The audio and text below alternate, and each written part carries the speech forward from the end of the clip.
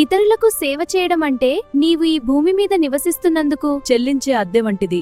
ముందు చెప్పిన వాక్యం సేవా స్వేచ్ఛ మరి ఆత్మ పరిణామం గురించి ఎంతో లోతైన సత్యాలను వివరిస్తుంది. మనం ఈ భూమిపై జీవిస్తూ ప్రకృతి నుంచి గాలి, నీరు, ఆహారం అన్నీ ఉచితంగా పొందుతున్నాం. ప్రేమ, సహాయం, దయే, సేవ ఇది మనం ఇక్కడ నివసిస్తున్నందుకు చెల్లించే అద్దె లాంటిదే. అలాగే సమాజం నుండి ఎంతో సహాయాన్ని అందుకుంటున్నాం. ఇన్ని సౌకర్యాలను అనుభవిస్తున్నందుకు మనం తిరిగి ఈ లోకానికిచ్చే కృతజ్ఞతా భావమే సేవ. సేవ ఎప్పుడూ బలవంతంగా చేయబడేది కాదు.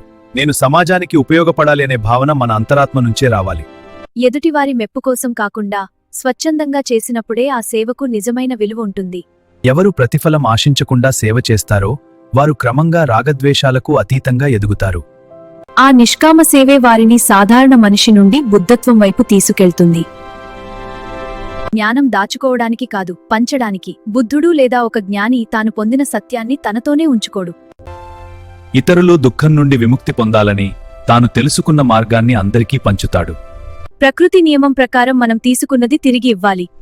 భౌతిక సంపద కంటే జ్ఞానం గొప్పది. ప్రకృతి నియమం ప్రకారం మనం తీసుకున్నది తిరిగి ఇవ్వాలి. భౌతిక సంపద కంటే జ్ఞానం గొప్పది.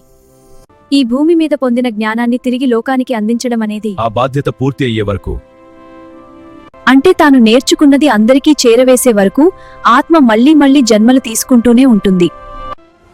ఈ సందేశం మనల్ని స్వార్థం నుండి పరోపకారం వైపు నడిపిస్తుంది. అవును, మనం అందరం కలిసి మంచి కోసం కృషి చేద్దాం.